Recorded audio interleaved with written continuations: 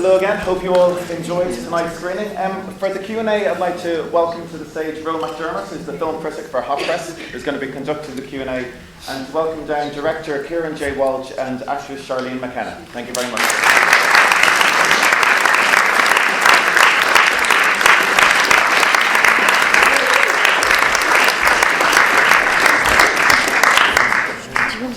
No, you can sit.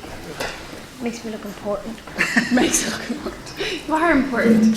Hi everyone, absolute pleasure to be here, and I hope you all enjoyed the film. I take it from the applause and the laughter at the end that you did.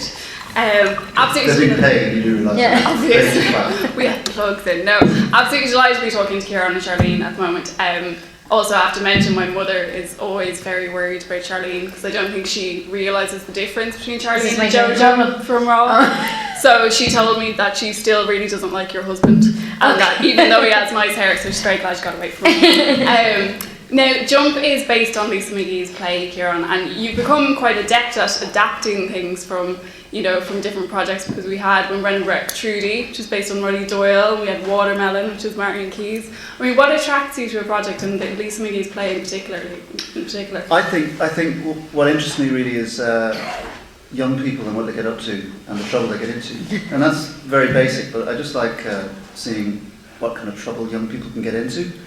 And this play had that, and I also was very keen to make a film about that was set in Northern Ireland that didn't involve the Troubles, because we've had peace for quite a long time now, but even while the Troubles were going on, people led ordinary lives there, And the one thing about Derry is, as soon as you mention the name Derry, or Londonderry, depending on what persuasion we're from, the first thing that comes into people's heads is Bloody Sunday.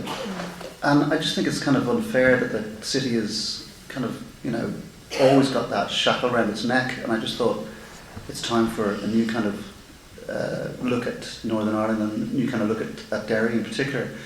And that was really what got me about it. I just thought it's time for something different. And I love the fact that you didn't make this kind of about the politics of the area, but a lot of the most emotional scenes take place on the Derry Peace Bridge, which is beautiful. So it's a nice little subtle nod. Well, actually, it's not technically the Peace Bridge. Okay. No, the Peace Bridge is a footbridge that has opened about 9 months ago. That's in the centre of the city. That's the Foyle Bridge. Which is a mile-long road bridge. Okay. It's actually not. It has been reported as being the Peace Bridge, but it's not. I think it's just some journalists are quite romantic about the idea of it being the Peace Bridge, and that's where it comes from. So, but it is a very, very. It's probably the biggest bridge in Ireland, and it is an incredibly beautiful structure.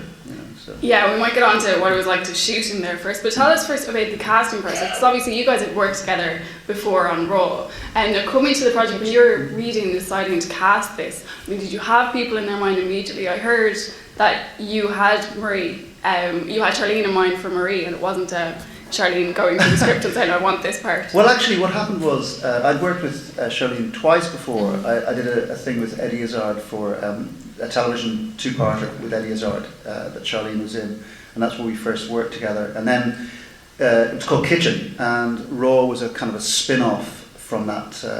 That was set in Glasgow, and then Raw was obviously set in Dublin. So we worked together then on Raw, and I just think if I remember correctly, I sent you the script and I said, look, I don't know what part you're going to play, but I'd like you to be in it, and I suspect it would be a female part that you could play, and that was it. I wanted Kieran McMenamin's part. You did, and then when I wasn't sure, and then you kind of said to me, no, I think you need to be Marie. I think you said I trust you with Marie. And I remember going, well, I trust you to trust me with Marie then. So yeah, that was how Marie came away. And when you had it in your head that you were going to play this character, then obviously it must change how you read the script when you have a character in mind. How did you feel about it? Yeah, when I read the script, I read it as no one, as in, I just read it blank. And I loved it, was the first thing, and the second thing was I wasn't sure which one of the girls. I wasn't, and it was when I talked to Kieron and he said Marie that I kind of went. It was the fact that you said that you trusted me. You kind of talked to me about her, and then it made me really but then I funneled my attention on her, and I was just thought about what I could do with her and stuff. So yeah. And she's more a dependable character than we've seen you in for a while. Because a lot of the characters you have are a little bit flighty, you're not sure what they want, and she's kind of the She's rock the moral solid. compass of the I film. know. Yeah, she's the I think that might be my first moral compass I've ever played. I normally play a moral compass that's spinning wildly out of control. But no, and this one was pointed north, yeah. And there's several aspects to her. I mean, one that I appreciated hugely was, first of all, she has this aspect of, you know, that I think will touch a lot of young people who watch it, that she's 20-something, she's in Ireland, and though it's her home, it doesn't really have anything to offer her anymore. Did that feel like it was going to resonate with a lot of people, even as you were reading? It's because we shot the film 2 years ago, and I think within the past 2 years now that resonates 5 times more, you know, than now. It's so prominent. The whole, you know, immigration and everything to do with that. And yeah, I mean, I just kind of, with any character, I just look at the girl. I try not to think politically or think anything. I just go, who is this girl? What is her life, and what's the life she's leading, and where would she want to go? And the life that Marie was leading was dead end. It was dead end, you know. We sort of talked about backstory, and she, you know, she hadn't come from a fantastically good, you know, home.